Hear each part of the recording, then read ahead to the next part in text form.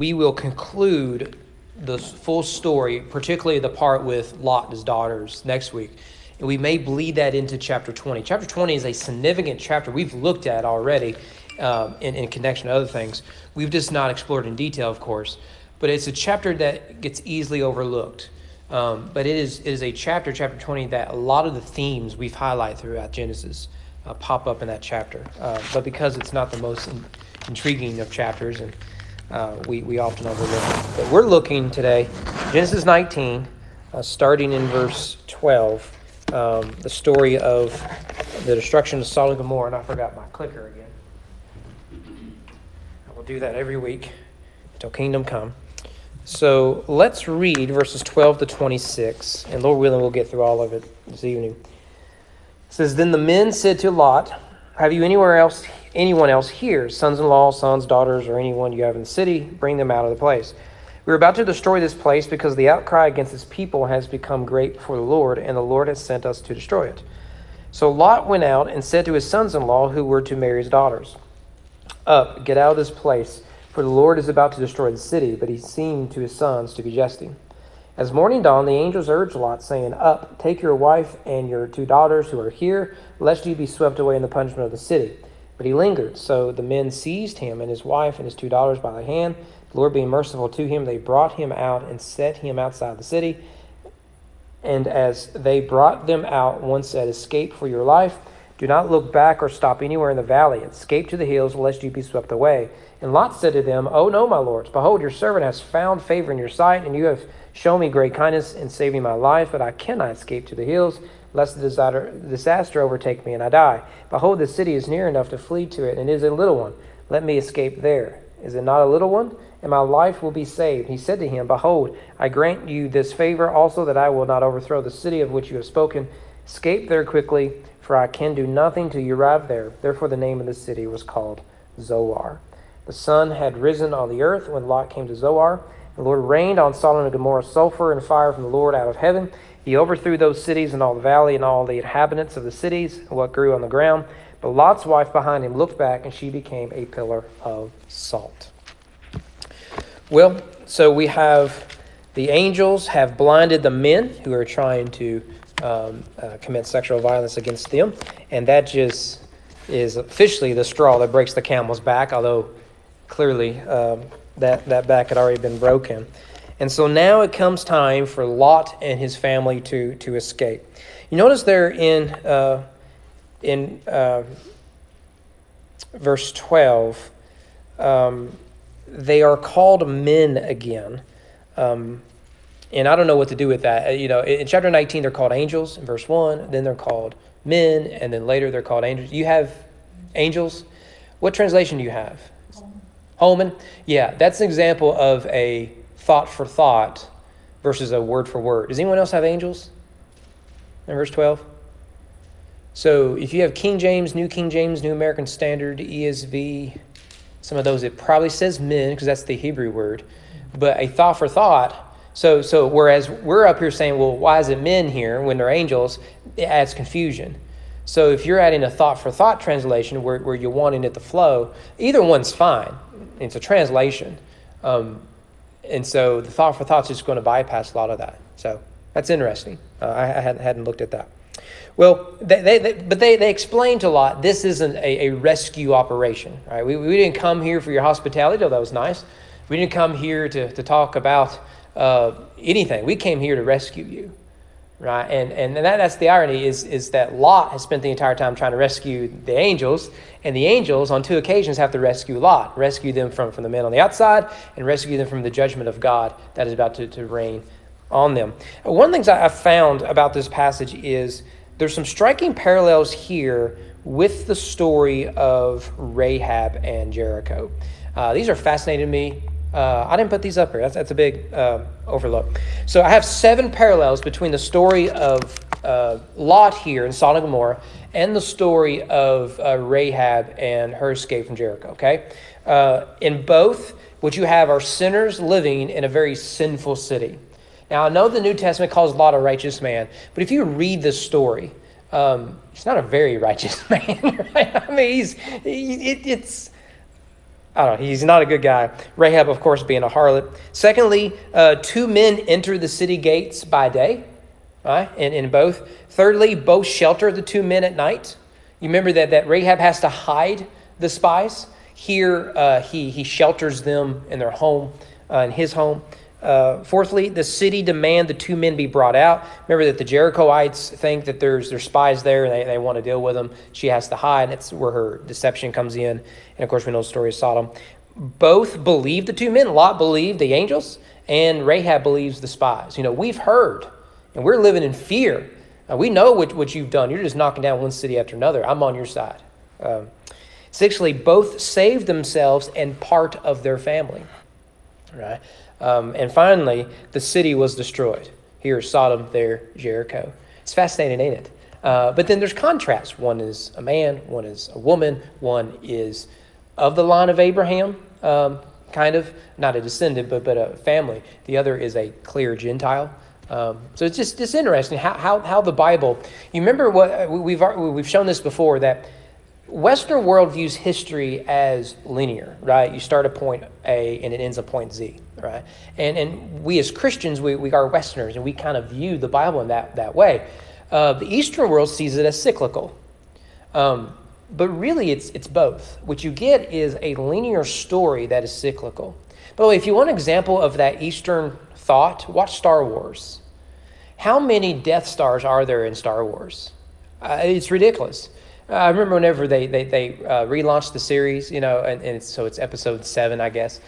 And I remember they got to the climax and they got a Death Star, but this one's even bigger than the other Death Star, right? That's the way we go in America. It's got to be bigger and badder and worse. And you're thinking, another Death Star? Okay, And then what is the story is Rey takes her 3 movies to figure out the whole Jedi mind trick stuff. Well, that's what the Skywalker saga was, right? With Luke Skywalker. It's because that's an Eastern worldview. Everything is cyclical. And reincarnation is this, right? And nirvana happens whenever you break out of that cycle. Right? Well, what Christianity shows and the Bible shows is it's linear, right? There is a beginning. God created heavens and earth, and there is the Maranatha, come Lord Jesus quickly. However, there is a cyclical in human history. Remember that every time a generation rises and says, we're going to fix all the world's problems. Right, hippies? Right, millennials? No, I'm a millennial, so I can pick on me. Gen Xers haven't even tried. But the rest of us do this, right? All the stories are, well, the millennials end our racist past. No, right? So all that sort of stuff. We think, we're going to have peace, love, joy, and happiness. But what happens is a generation comes, and you get the same storyline. Another generation comes, you get the same storyline, but history keeps moving forward to its ultimate climax. And the Bible reflects that in these parallels, and we've seen those. Sodom is to be compared with the flood narrative, and I'll actually show you another example of that. But notice the question from the angel suggests that Lot's family is more than himself, his wife, and his 2 daughters. And this is fairly significant. Remember, Abraham's request is, if I find 50, if I find 40, if I find 20, 10, right? And so what some people try to do is add up how many people are in Lot's family. And you'll hear preachers, because it preaches, there are 9 people in Lot's family, and they couldn't find one more in the city. Right? Now, I don't know if there were 9 people in Lot's family. And what you do is you take Lot, his 2 daughters, and soon-to-be son-in-laws, and there might be like 2 other daughters who are married, right? There's your 9, right? And it's primarily based on this verse. And we talked about that a few weeks ago, so I don't want to belabor it, but nevertheless, it's here. And notice there in verse 13, we are about to destroy this city. Now, in verse 24, it says the Lord destroyed the city. Now, both are true, right? Remember that the angels will say, we'll hold off judgment until you make it a Zoar.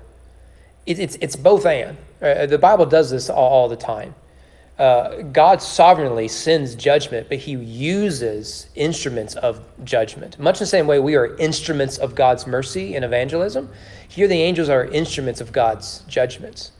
So it's both and there. That was just something that stuck out to me. Maybe you'll never unsee that now every time you read it now. But then I love this in verse 14.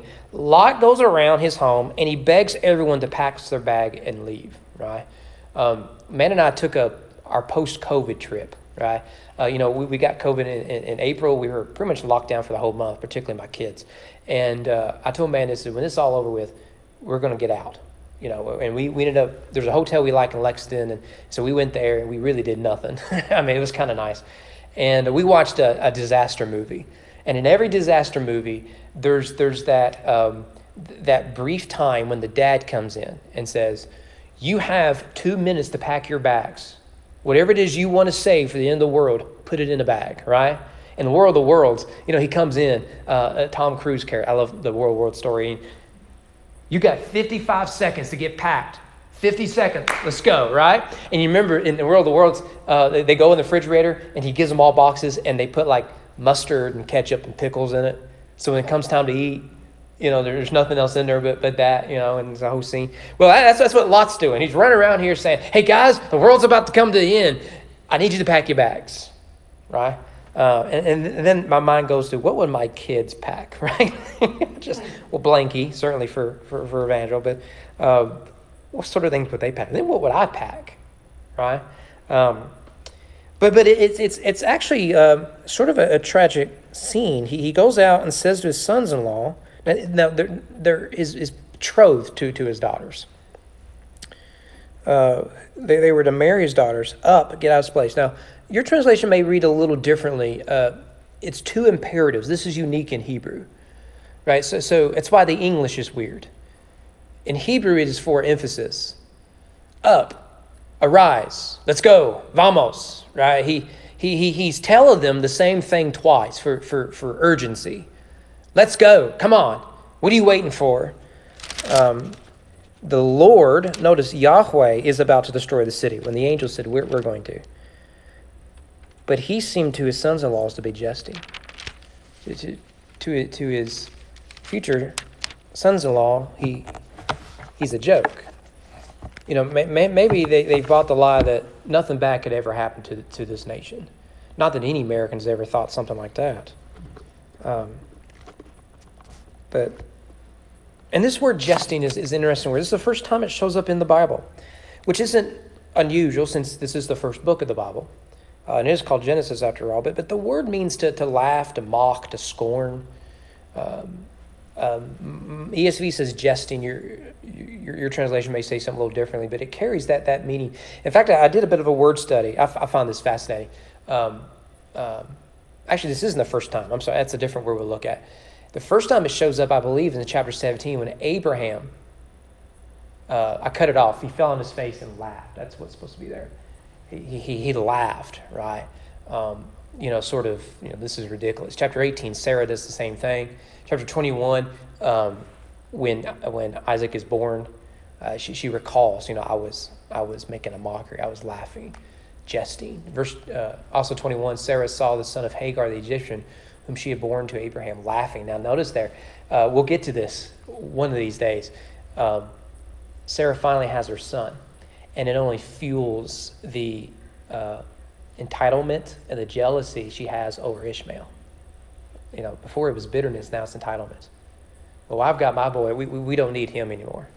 And so when she sees Ishmael happy, joking around, she resents it. It's a reminder of what has happened. 26, when he had been there a long time, Abimelech looked out a window and saw Isaac laughing with Rebekah, his wife. This is the only verse I've been able to find, it's not a real common word, where that word is used in exclusively positive context. It's good that Isaac is laughing with his wife, right? On the other ones, it's, maybe it's neutral. But like with Ishmael, is there anything wrong with Ishmael laughing? No, but the way Sarah perceives it is negative. So it's almost always negative. Potiphar's wife called to the men of her household and said to them, see, he has brought among us a Hebrew to mock us, to laugh at us. It's mostly a negative term, and it certainly is negative here. They see the judgment of God as a joke. And so what I think the writer is doing here is he wants us to contrast Sarah in chapter 18 with Lot's future sons-in-law in chapter 19. Sarah sees the promises of God as a joke, an impossibility. The sons of Sodom, they see the judgment of God as a joke. And both are condemned here. They laugh at the notion that God can give life to a womb that has been closed, or that God can destroy a city that's become entitled. So just interesting how that works out. And so verse 15, notice, as morning dawned, the angels are still there saying, hurry up. Now, I didn't never really thought about this. You get to know a story, and so you don't notice some things. But when you read it slowly again with fresh eyes, you notice these things. Like, how long does it take to pack? Like, I know he's in a household with at least 3 women, but good grief. Pick a bag that you can carry, put some clothes in it, and a change of shoes if necessary, and just leave. You're going to die. And that's sort of the point of the story, as we see here, because in verse 16, he lingered. Now notice there, we joke about, his daughter's wife and all that, because that's a stereotype, but it isn't them that's holding him back. It's Lot who's being held back here. He's holding himself back. He understands and believes judgment is coming, but there's this pull that he wants to stay in a city that's about to be destroyed. He's the one that lingers. He's the one that keeps wasting time.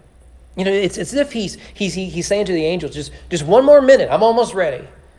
And the truth is he doesn't want to leave. In fact, that word urge there in verse 15 is the first time it's used in the Bible. It means to hasten. Your translation may say hasten or hurry, or hustle even. That's a word my dad would use. And notice we're back to angels in verse 15. Verse 12, it was men.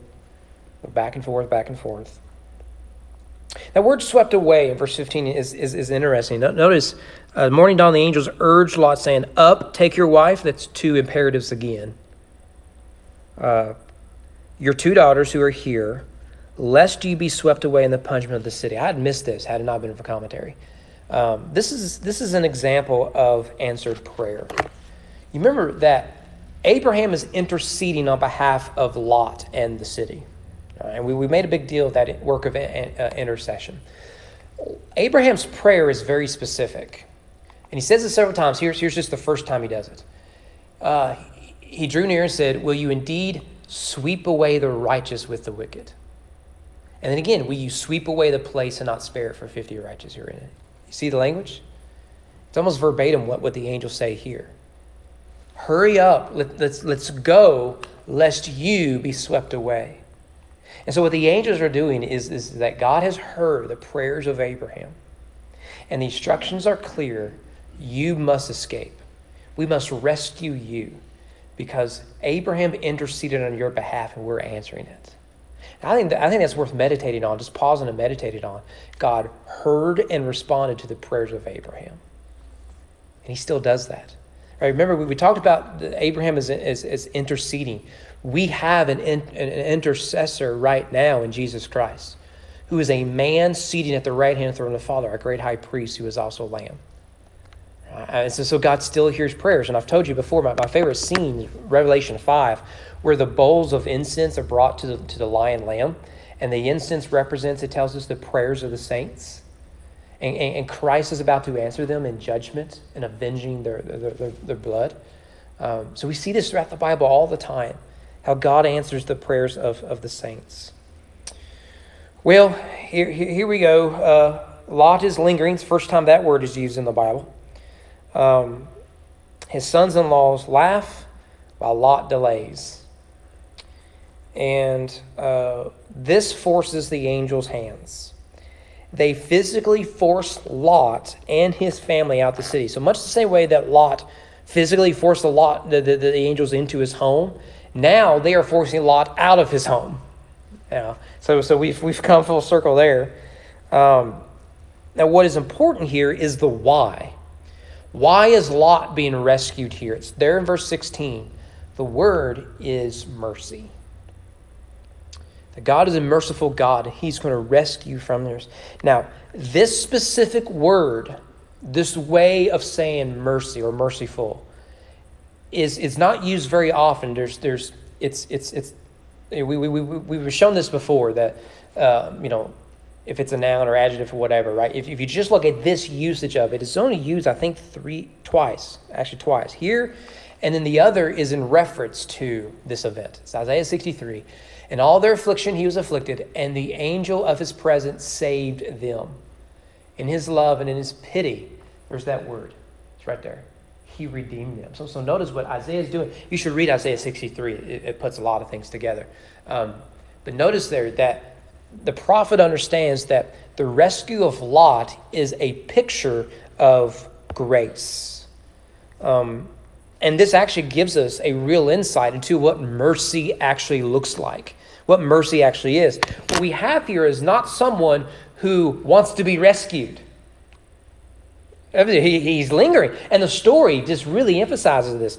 Hours have passed, right? He's still packing his bags. He is still checking his stocks, right? He is still just wanting to stay. And mercy and grace come and pull him out, rescue him, right?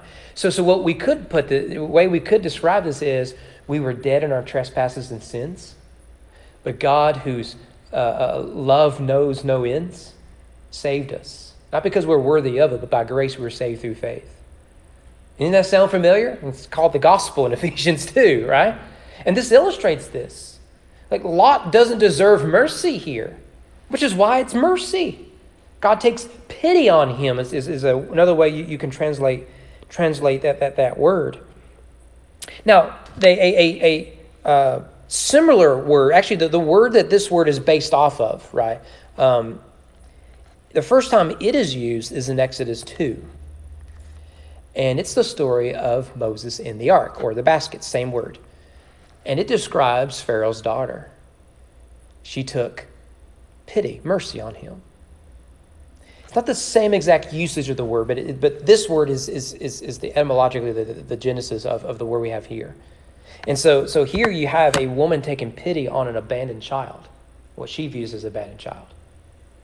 And so here a child can't take care of himself, can't feed himself, and left alone will die.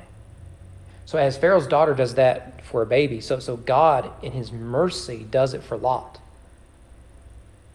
And he still does that today for sinners, even those stuck in a city like Sodom or a nation like Sodom. It's almost like that's the story of the gospel, isn't it? I mean, it's just right there in the text. The gospel just bleeds from it. Well, also in verse 16, you'll notice that there's an emphasis on the city. Men seized him, his wife, 2 daughters by the hand. The Lord, be merciful to him, brought him out and set him outside the city. So you see here that the judgment is upon the city. Now, I always try to point this out, even beyond our study of Genesis, is the city in the Old Testament is the bad place. Right? And in fact, contrast this, they leave the city and they're sent to the hills, the mountains. We'll look at that here in a minute. But in the Old Testament, the city is the bad place. So just to show you in Genesis a few spots up to this point, Cain went out and built a city, named it after his firstborn Enoch. Tower of Babel, right? They built the city. There was the tower. Abram settled in the land of Canaan. Lot settled in the cities. Chapter 18, suppose there are 50 righteous in the city. Now notice, suppose there's 50, suppose there's 40, suppose there's 20, 10. And the implication now is there's not even that many in the city. Right? So if you're reading this and familiar with these oral traditions and you're marching around Jericho, well, there's no one righteous in there. Not even 10 people. Because the city is where evil people dwell. If you're Jonah and you're sent to the city of Nineveh, who is actually introduced in Genesis as one of the cities, what are you thinking? Well, there's no one righteous there. So he goes out and he says, I want to watch what Lot's wife was condemned for. Smite the city. Right? I got my popcorn, I'm ready to go. Because in the Hebrew mind, the city is where evil people lie. In the New Testament, that changes, doesn't it? Where does Paul go to plant churches? Primarily in cities. Romans, the city of Rome. Corinth, Ephesus, Colossae is the smallest, Thessalonica, Jerusalem.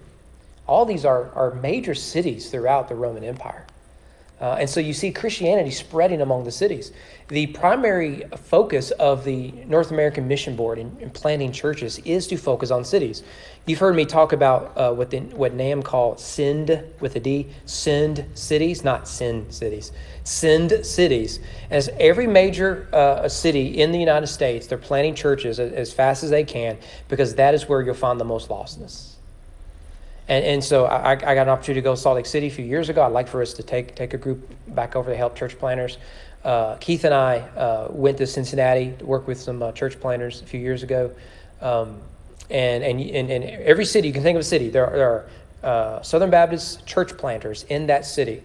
And then the point is to adopt a New Testament understanding of the city. The city is the place where wickedness is at its worst and most open. It's also the place where the gospel can thrive. And you get that from a full reading of the Bible. So verse 17, the command is given, don't look back. Right? Don't look back whatsoever. It's a simple command, right? Now, when I was reading this, I was thinking, that is as simple as saying, don't eat of any fruit of this tree. You can look anywhere else, just don't look in this one direction. You can have all the fruit in the world, just don't have this one tree. And it's the one thing they're told not to do. It's going to be the thing that destroys them. They're to run fast and not look back. Now you'll notice there in verse 17 to 22, the word escape, or escape, if you like Finding Nemo, is used 5 times. And remember, in Hebrew, repetition is for emphasis. Escape, run away, run anywhere you want at this point. Just you got to get away from here. Well, this is interesting. I should have put it up there. This may be a play on words while you have escape. So Lot is the Hebrew transliteration. Let's be Lot, I think is how you pronounce it. Escape is malot. So it takes Lot and puts an M sound at the beginning of it. And I think that's on purpose. The similarity in sounds. And so it's Lot, escape. Lot, malot, right? It's for emphasis. Lot is to do one thing, and that is to run away and plan on his names. But notice where they are told to escape from in verse 17. Escape for your life. Do not look back or stop anywhere. Escape to the hills, lest you be swept away. Now this is interesting. Does anyone have a different translation for hills there? Mountains. You got mountains. What translation? You got New King James? Yeah, okay. What's the Holman got? They got hills? Mountains. Okay. Interesting. They went the mountain route. Don, you got Message by chance? That's what I'm looking for. A strict translation would be mountains. It's the same word used. Now, it's not only used to apply to mountains. So let me give you an example. When I was growing up, we would come to Frankfort. And particularly when the new 127 came through. When they cut through the hills, just right over here, if you come into Frankfort, I call those mountains. Anytime you'd be on the interstate and there'd be these big hills on the side, I would call those mountains, right? When you're a little kid, and I've never been to Rocky Mountains, okay? So I'm from Owen County. We're a singer of simple songs. If you are from Colorado, because I joke Christy with this, the Appalachian Mountains are really hills. Because I like to joke about where our mountains are big enough, we still have trees on them, right? And well, those aren't mountains; those are just big hills, right? The words can be mixed depending on context, but this is the same word used in Genesis 7 to describe how high the waters went up, and we always understand that to be mountains. The waters were so high it covered the highest mountain. It's the same word used here: run to the hills, run to the mountains. And this, of course, when you put it in the context of the Old Testament, makes sense. If the city is the place of wicked people, and wicked governments, and wicked systems, the mountains is a place of solitude where the righteous are found. Think about it.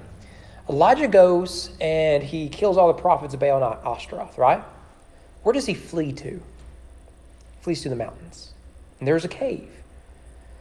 Moses takes his people out of Egypt. And where do they settle for a few years? The mountains. Jesus, whenever he is surrounded by these great crowds who want to make him king and want him to do all this sort of stuff, where does he go? He goes to the hills, to a quiet place. Jesus is always teaching on a mountain, Mount Transfiguration, Sermon on the Mount, or Sermon on the Plateau in Luke, and places like that.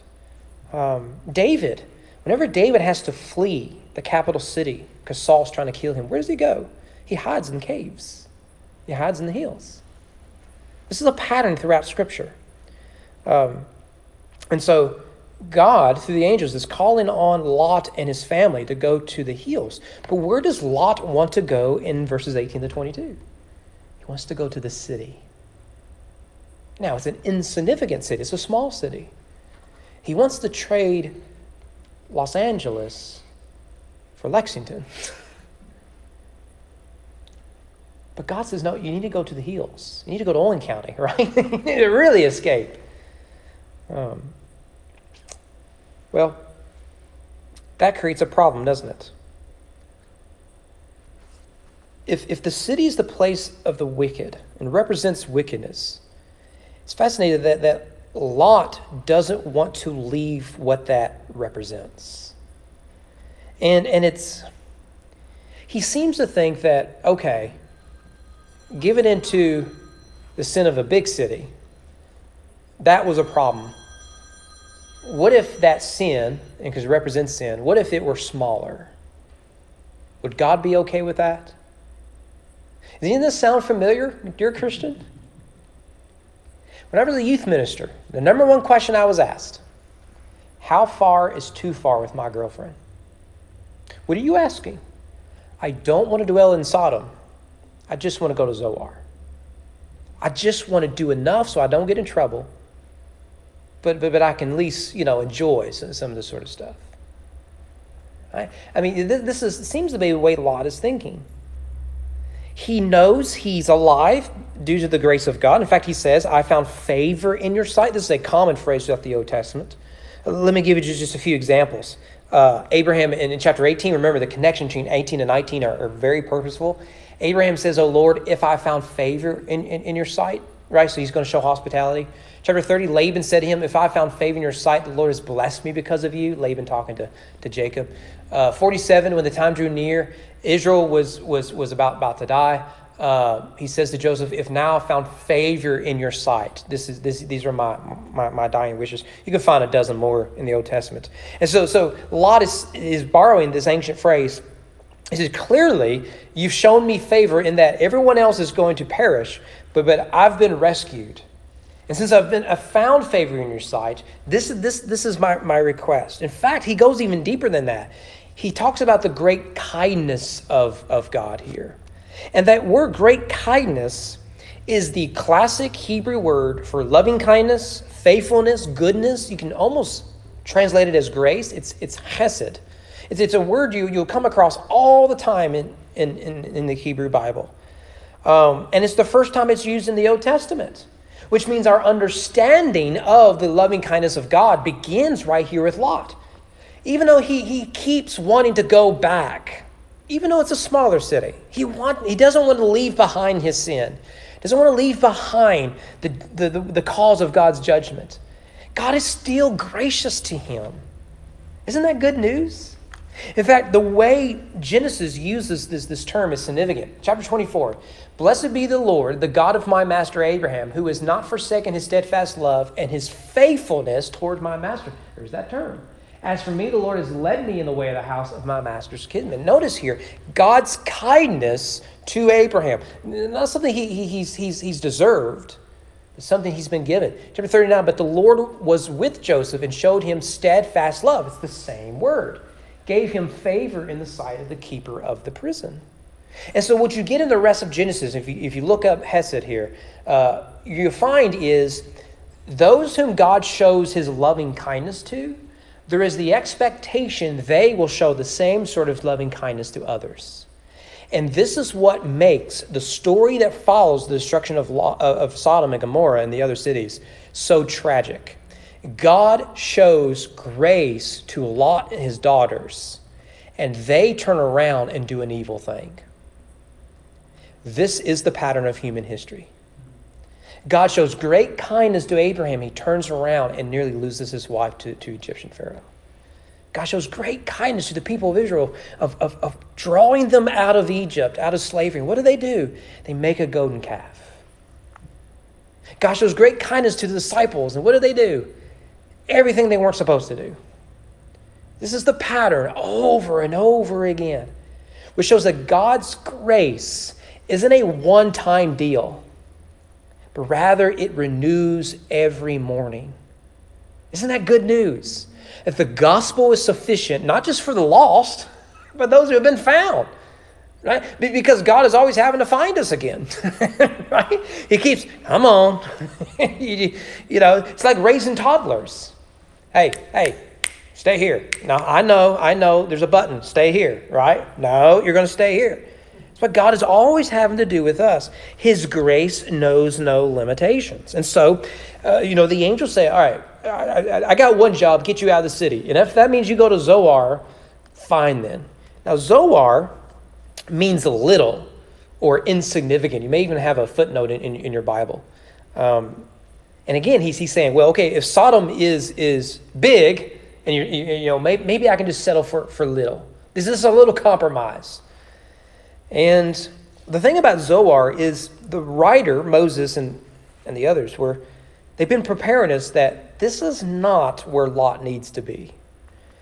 Let me show you that whenever Sodom and Gomorrah introduced, there's a little comment about Zoar. Lot lifted up his eyes, saw the Jordan Valley, well-watered everywhere, like Eden. We've spent several weeks on that, or at least referencing it. In the direction of Zoar, which means you got to go to Zoar if you're going to get there. Oh, this was before God destroyed Sodom and Gomorrah. You see, he's associating Zoar with the cities that will be destroyed. It's not an accident. 14, these kings made war. The king of Sodom, king of Gomorrah, king of Admah, king of Zeboim, king of Bela. That is, watch for it, Zoar. You see, they're lumped right in with all the other ones that are destroyed. Later, king of Sodom, king of Gomorrah, king of Admah, king of Zeboim, the king of Bela. That is Zoar, went out. They joined battle at the valley of Siddim. You remember that whole battle, they get destroyed and Abraham has to come and rescue Lot and all that sort of stuff. So when we're introduced to Sodom and Gomorrah, the writer says, this is near Zoar. You need to put that in your pocket because it's going to come back and it's going to be a problem. And here is where the problem is really begins and will ultimately happen because Lot's going to have to escape it.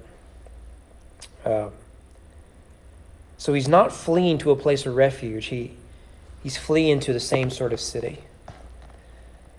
All right, that leads us to the destruction of Sodom in 23 to 28. Morning comes, and Lot has arrived at Zoar in verse 23, and judgment immediately commences. If you have Disney Plus and you watch that Cities of the Bible, whatever it's called, they talk about, from an archaeological, historical perspective, what could have happened. And it is fascinating. There seems to be very strong evidence something like this happened. You can find brimstone in the area where Sodom and Gomorrah likely were, around the Dead Sea. And the thing about brimstone is take a match and you can light it on fire. You can light a rock on fire. If that's not cool to you, then you'll probably never be cool to my son, right? I mean, that's just cool, right? Because he loves rocks. You didn't get that from me. And you can light brimstone on fire. And in that little documentary, I've seen it in other places too, that there's a lot of salt in the area, and there's these taverns of salt, this big old one that during earthquakes, it's the Dead Sea is right on a fault line, and so earthquakes are common there, and if the right sort of earthquake happens, these pits, and you remember the pits from earlier in the battle of Sodom and Gomorrah and all that, they can be lit on fire, and you get salt and brimstone, and it can just shoot through the air and fall down, and they suggested in the documentary there was a meteor shower and all this, so that's how it happens there. I don't know if that's true, but it's fascinating nonetheless. I think most archaeologists believe something happened similar, at least, to what it is we have described here. Now, you don't need archaeology and all that to say, I can now believe this. But it is fascinating to find that. That there seems to be some historical record that something like this has happened.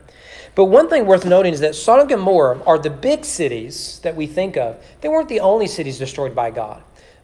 Deuteronomy, did I not put it up there? I guess not. Deuteronomy 29:23, the whole land burned out with brimstone and salt. That's going to come to play with Lot's wife.